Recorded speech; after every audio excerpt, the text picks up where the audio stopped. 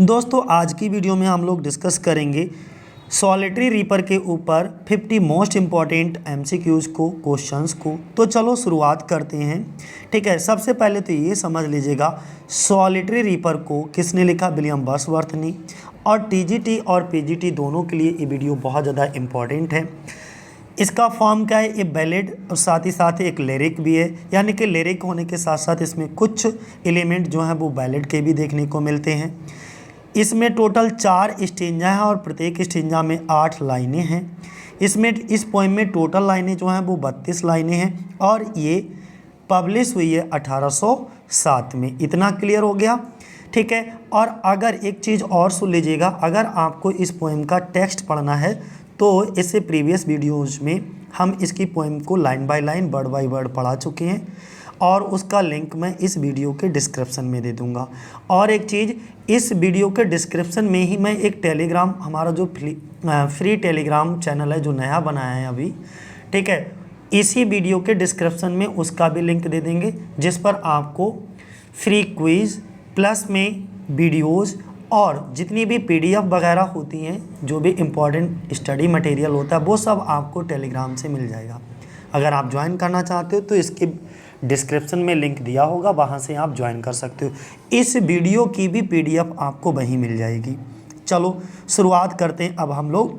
और हाँ, एक चीज़ और सुन लीजिए, अगर आप लाइव क्लासेस में टीजीटी इंग्लिश लिटरेचर का कोर्स लेना चाहते हो तो मात्र 499 रुपये में है, जिसमें आपको सरस्वती कोचिंग सेंटर का ऐप डाउनलोड करना है और वहाँ से जा कर के आपको रिकॉर्डेड प्लस लाइव क्लास जो चलती हैं वो रात के 10 बजे से लेकर के 11 बजे तक डेली चलती हैं और रिकॉर्डेड वीडियोज़ भी आपको मिल जाएंगी, साथ ही साथ पीडीएफ। और ये पूरा का पूरा जो है सिर्फ टीजीटी इंग्लिश लिटरेचर का कोर्स होगा, ठीक है, जिसमें 40 ऑनलाइन टेस्ट भी आपको मिल जाएंगे। चलो शुरुआत करते हैं।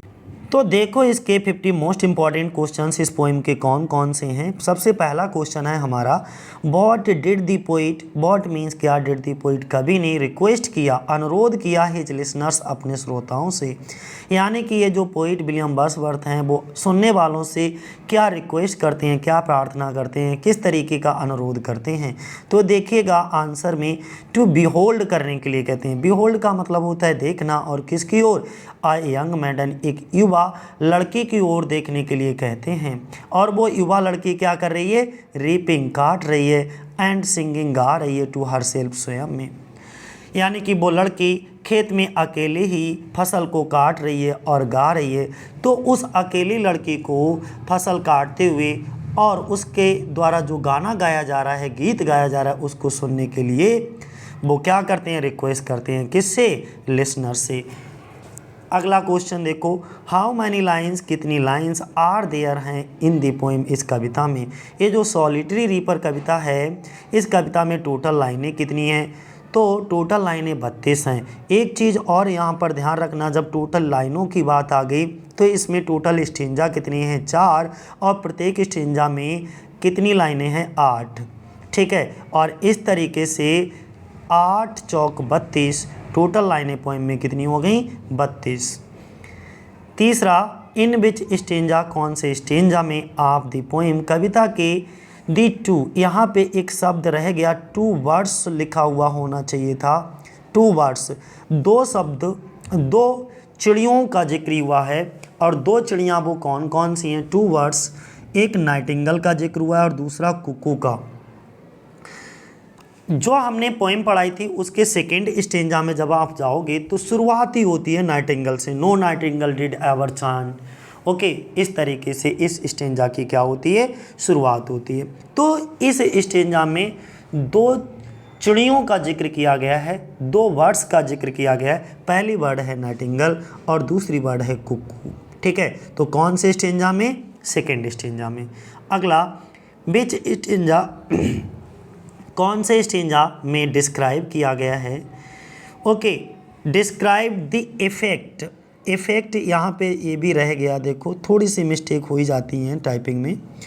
तो इफेक्ट यानी कि विच स्टेंजा, कौन से स्टेंजा को डिस्क्राइब किया गया है, on the effect of speaker, speaker के ऊपर जो वक्ता है which stanza describe the effect of the song on the speaker, ये होगा effect of the song on the speaker, यानी कि जो लड़की है ना, वो लड़की जो गीत गा रही है, उस गीत का प्रभाव स्पीकर के ऊपर क्या पड़ता है, कौन से स्टेंजा में देखने को मिलता है, तो फोर्थ स्टेंजा यानी कि फाइनल स्टेंजा में।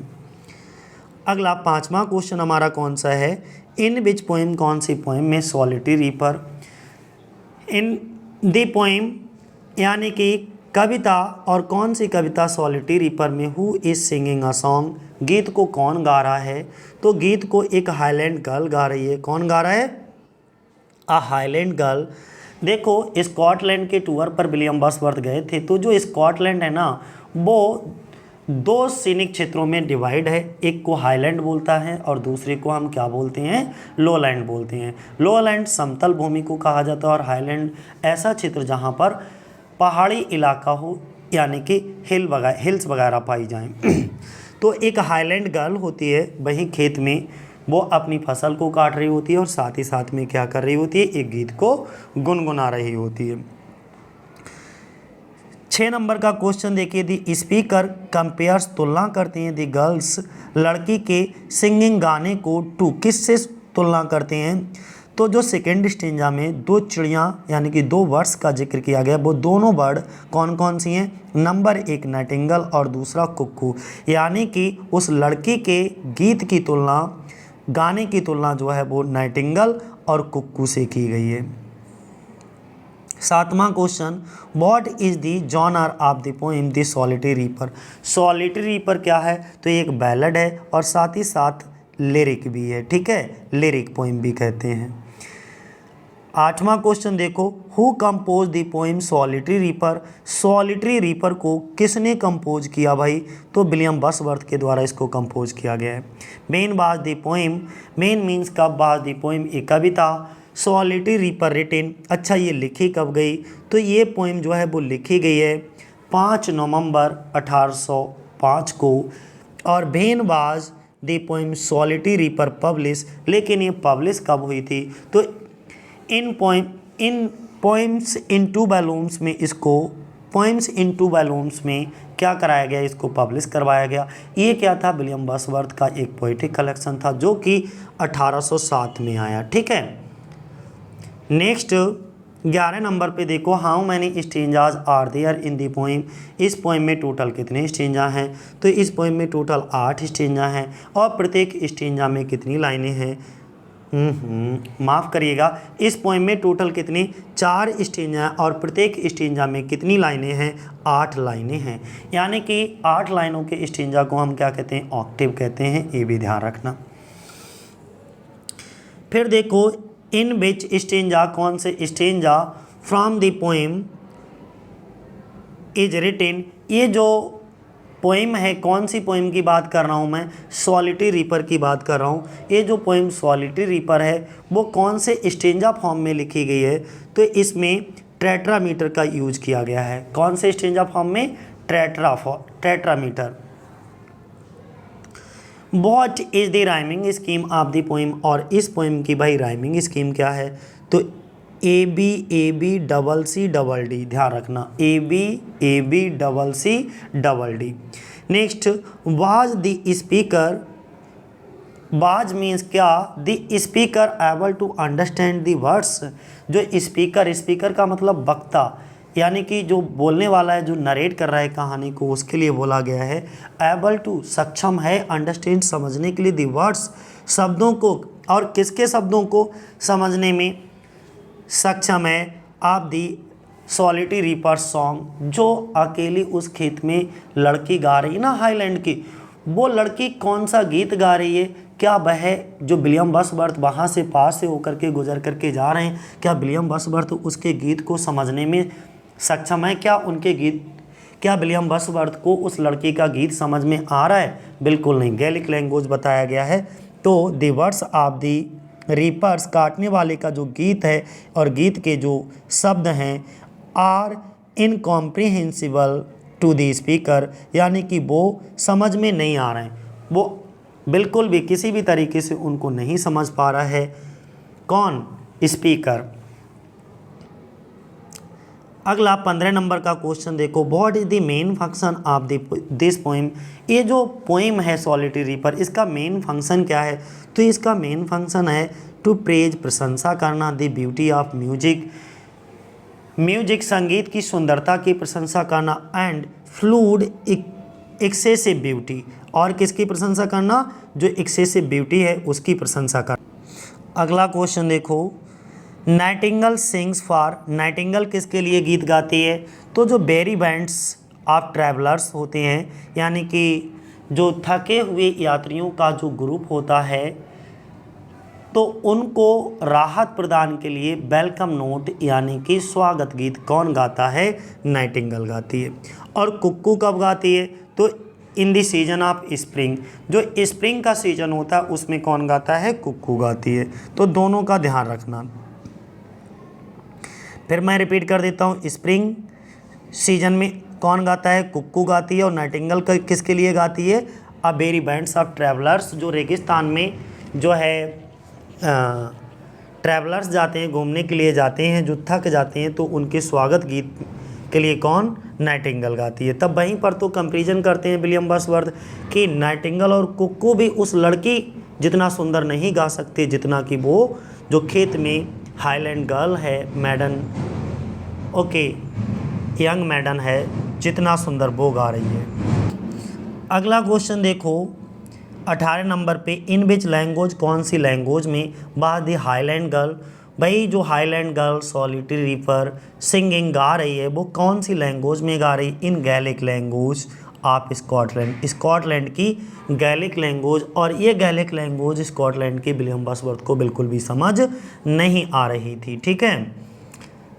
19 नंबर की बात करें तो what did the third stanza of the poem reflect, यानी कि पोएम का जो थर्ड स्टेंजा है वो किस चीज़ को रिफ्लेक्ट करता है? कविता का तीसरा स्टेंजा क्या दर्शाता है? रिफ्लेक्ट मीन्स होता है दर्शाना, कौन सी चीज़? तो देखिएगा, in the third stanza the readers learn, जो हमारे रीडर्स हैं, पाठक हैं, वो सीखते हैं। क्या सीखते हैं? डैट मीन्स कि the speaker can not understand, speaker बिल्कुल भी नहीं समझ सकता, द वर्ड्स, शब्दों को, बीइंग संग बाई हर, जो उस लड़के के द्वारा, युवा लड़के के द्वारा, यंग मैडम के द्वारा जो भी गाया जा रहा है, उस गाए हुए गीतों के शब्दों को हमारा लेखक बिल्कुल भी नहीं समझ सकता। 20 नंबर पे दी पोएम एक्सप्रेस, लेकिन उसके टोन से पोएम किस तरीके का एक्सप्रेशन दे रही है? तो कविता व्यक्त करती है किस चीज़ को? दी आई विटनेस नरेशन को, आई विटनेस नरेशन को, यानी कि जो लेखक है ना, लेखक ने खुद अपनी नज़रों से, अपनी आंखों से उस लड़की को गीत गाते हुए देखा है। तो आई विटनेस नरेशन, सारी सिचुएशन जो भी नरेट कर रहा है, जो बातें हमारे साथ कह रहे हैं विलियम वर्ड्सवर्थ, उन्होंने खुद अपनी आंखों से इन सब चीज़ों को देखा है और उन्हीं को लिख दिया। 21 नंबर पे देखिएगा, how was the song of the solitary, जो सॉलिटरी सॉन्ग है वो किस तरीके का सॉन्ग है? एक सैड सॉन्ग है। ध्यान रखिए, सैड सॉन्ग क्या, उसका टोन कुछ सैड था इसीलिए। नेक्स्ट, ओ लिसन, सुनो, 22 नंबर पे देखिएगा बहुत ध्यान से, अरे सुनो।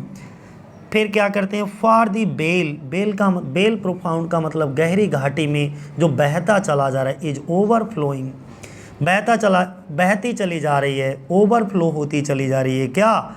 विद द साउंड, वो आवाज़। Find out the figure of speech, आपको इसमें figure of speech find out करना है। तो कौन सा फिगर ऑफ स्पीच है इसमें? ओ सुनो।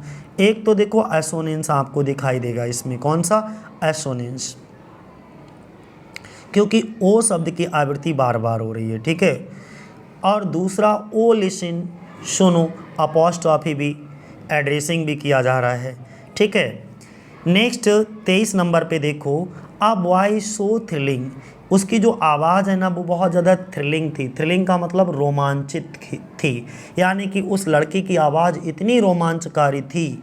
फिर देखो यहाँ पे कोई फिलअप भरा जाएगा, ब्रेकिंग द साइलेंस, ब्रेकिंग तोड़ रही थी द साइलेंस, चुप्पी को, ऑफ द सी, समुद्र के, अमंग द फारदेस्ट, अमंग बीच में, द फारदेस्ट सबसे दूर, हैब्रिडीज, हैब्रिडीज एक पहाड़ियों के ग्रुप को कहा जाता है। तो इसमें कौन सा फिगर ऑफ स्पीच है। तो इसमें तो हाइपरबली आपको लग ही रहा है कि बहुत दूर, यहाँ से बहुत दूर हाइब्रिडीज की जो पहाड़ियाँ हैं, उन पहाड़ियों में जो समुद्र की शांति है, ये गीत जो है ना वो गूंज रहा है और समुद्र की शांति को तोड़ रहा है।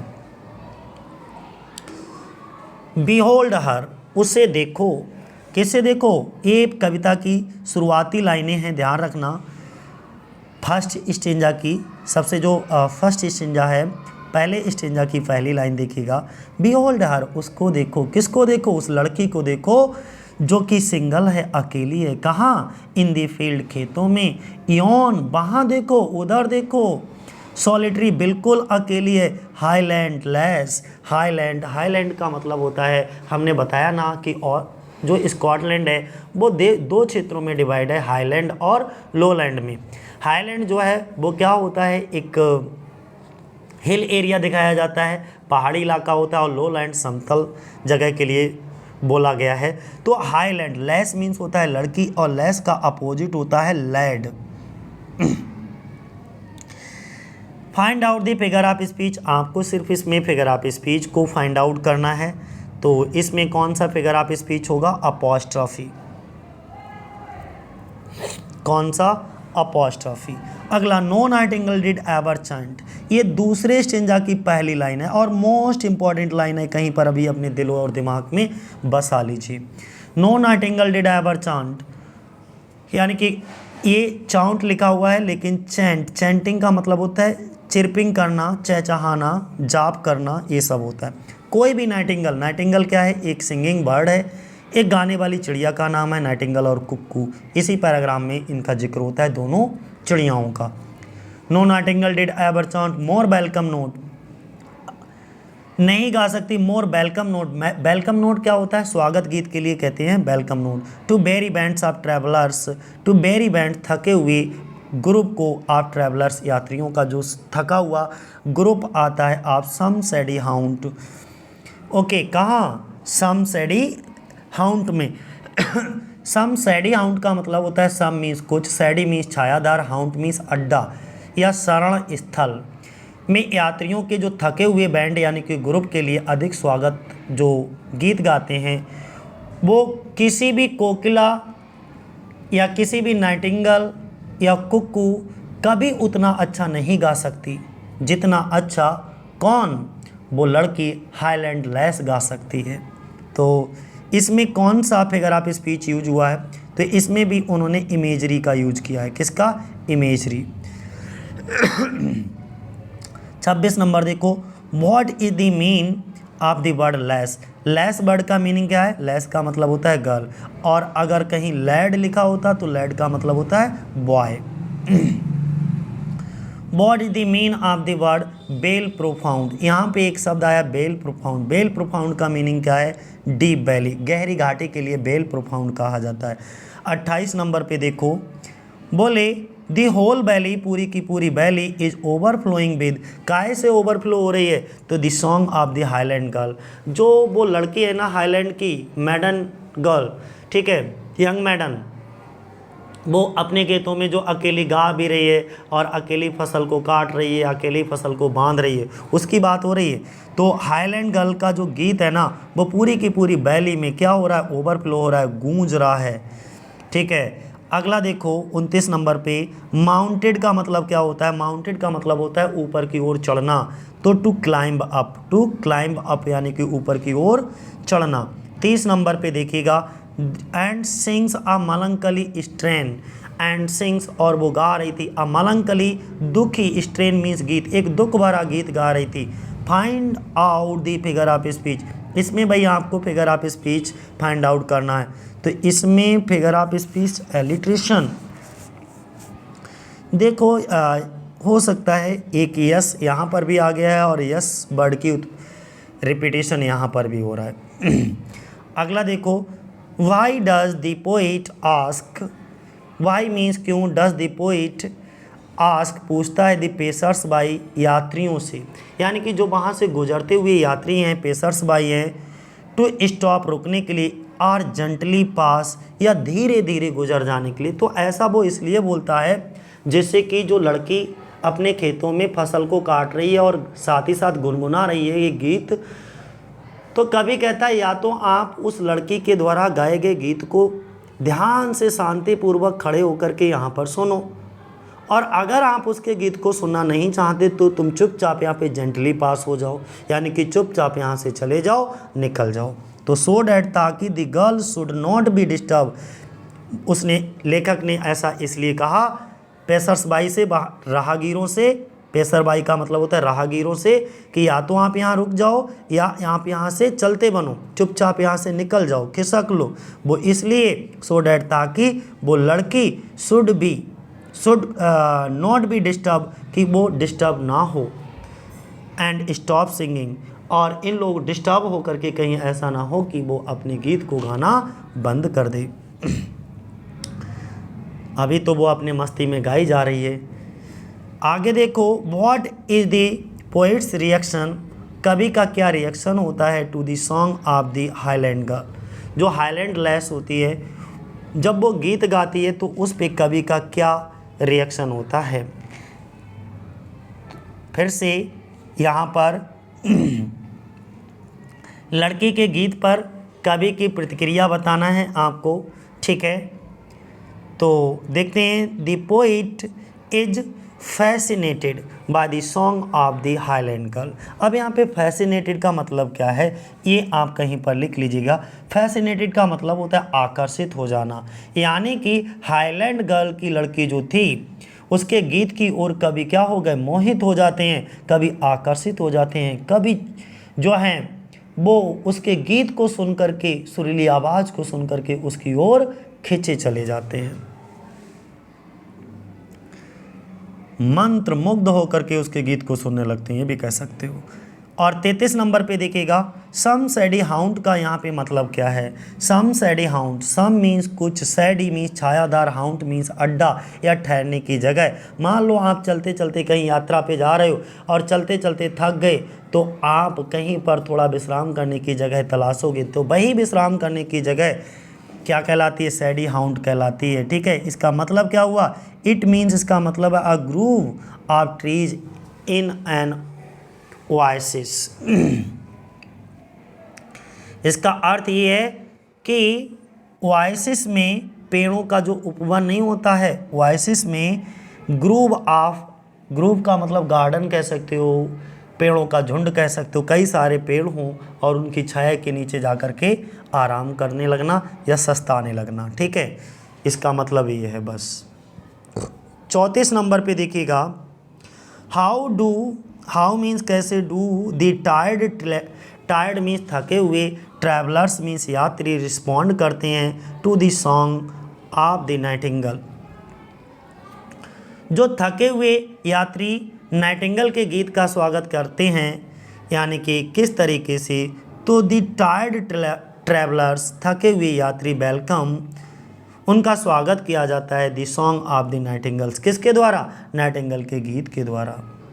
यानी कि थके हुए यात्री नाइटिंगेल के गीत को सुनकर के थोड़ा अच्छा फील करते हैं।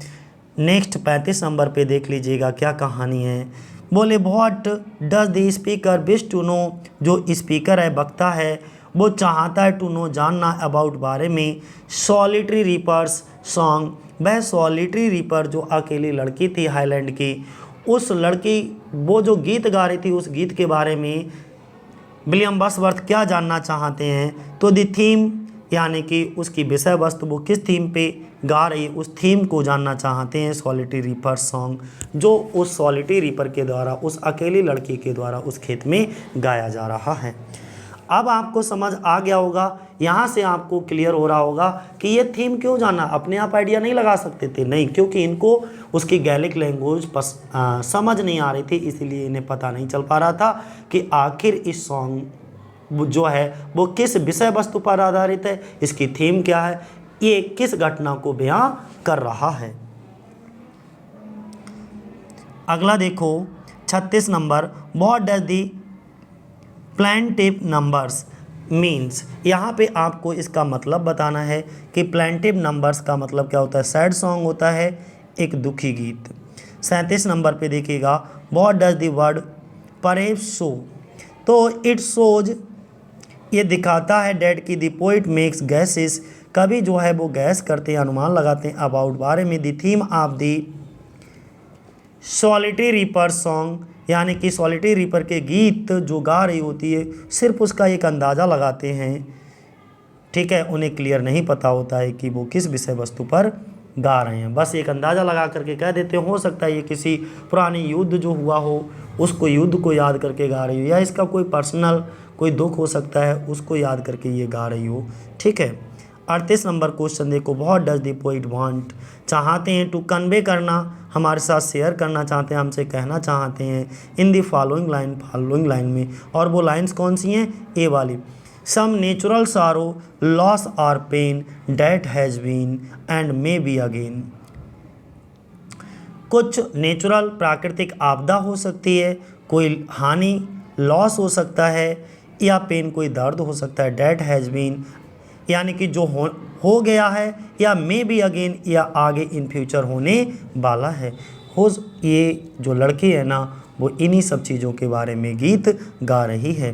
तो द पोइट वांट्स, कवि चाहते हैं टू कन्वे करना डेट की ह्यूमन सफरिंग्स आर प्रीनेनियल, जो ह्यूमन सफरिंग्स हैं वो कैसी हैं, प्रीनेनियल हैं। प्रीनेनियल का मतलब चिरस्थायी हैं, यानी कि कवि यह बताना चाहता है कि जो मानव की पीड़ाएं हैं, पीड़ा है, मानव का जो दुख है वो एक प्रीनेनियल है, स्थायी नहीं है बल्कि कैसा है, चिरस्थायी है।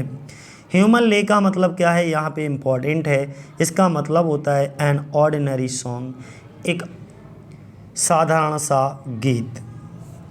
39 नंबर पे देखो ध्यान से, उन्होंने कहा दी हम्बल ले तो हो गया ऑर्डिनरी सॉन्ग। 40 नंबर पे देखिएगा, फैमिलियर मैटर किसको रेफ़र करता है, तो it refer to some routine event, कुछ पर डे होने वाली घटनाओं को ये एक्सप्रेस करता है। व्हाट एक्टिविटी, कौन सी activity, by the maiden engaged, वो जो युवती होती है, वो जो लड़की होती है, वो कौन सा कार्य करने में बिजी होती है, इंगेज होती है। तो द मैडन, वो जो लड़की होती है, युवती होती है, वो गाने में व्यस्त होती है, और वो गाना एक ऐसा गाना गा रही होती है, गाने को और फसल काटने में, यानी कि reaping and singing both.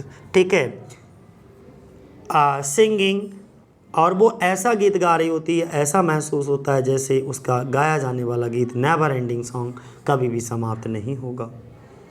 Next, what did the poet see the मैडन, what means क्या, डिड द पोइट कभी सी देखता है द मैडन को, मैडन का मतलब होता है युवा लड़की को, कभी युवा लड़की को कब देखता है, माफ़ करिएगा कि when did the poet, when means कब, डिड द पोइट कभी, सी मीन्स देखता है, द मैडन उस लड़की को कब देखता है, तो उस समय देखता है जब वो लड़की by singing and reaping the corn, वो लड़की अपने गीत को क्या कर रही होती है, गा रही होती है, और फसल को काट रही होती है। उसी समय विलियम वर्ड्सवर्थ की नज़रें किसके ऊपर पड़ती हैं, उस लड़की के ऊपर पड़ती हैं। What is the poetic device used in the following line, ये नीचे कुछ लाइनें दी गई हैं, इन लाइनों में विलियम वर्ड्सवर्थ ने कौन से पोएटिक डिवाइस का यूज किया है आपको बताना है। आई सा, मैंने देखा, हर उसको, सिंगिंग गाते हुए, एट हर वर्क, और किसी खेत में काम करते हुए उसे गाते हुए देखा, and over the sickle bending, और उसके हाथ में एक हंसिया था, सिकल का मतलब होता है हंसिया या दराती, और वो हंसिया या दराती लेकर के क्या कर रही, बेंडिंग थी यानी कि झुकी हुई थी। इसका मीनिंग ये हुआ दोनों लाइन का कि मैंने एक लड़की को एक खेत में झुके हुए अपनी दराती या हंसिये से फसल को काटते हुए और गीत को गाते हुए देखा। ये कैसी इमेज है, एक विजुअल इमेज है, लेखक ने अपनी खुद की नज़रों से ये देखा। What is the effect of the song of the reaper on the poem, कवि का पोएम का कवि के ऊपर क्या इफ़ेक्ट पड़ता है। तो देखो निम्नलिखित पंक्तियों में क्या इफ़ेक्ट पड़ा, समझो ज़रा भाई इसको। It leaves the poet spell bound, meaning it leaves the, इसका अर्थ ये हुआ कि मैंने उसे काम करते, फिर से एक बार देख लीजिएगा। It leaves the poet spell bound. यहाँ पर स्पेल डाउन का मतलब होता है मंत्र मुग्ध कर देना, अट्रैक्ट कर लेना, अपनी ओर आकर्षित कर लेना। ठीक है, तो ये एक बहुत अच्छा प्रभाव कवि के ऊपर उसका गीत छोड़ता है। तो अगर आपसे पूछा जाए सॉलिटरी रीपर में उस लड़की के गीत का प्रभाव लेखक के ऊपर कैसा पड़ता है, तो स्पेल बाउंड, बहुत अच्छा प्रभाव पड़ता है। ठीक है, वो मंत्र मुग्ध हो जाते हैं उसकी ओर खींचे चले जाते हैं। What does the poet do as the climbs up the hill.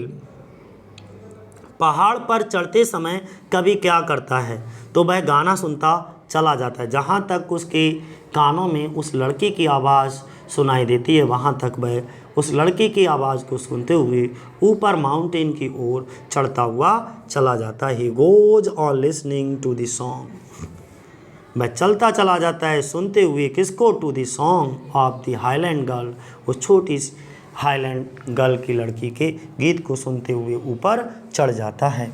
46 number देखो, how did the poet listen to the song of the solitary reaper.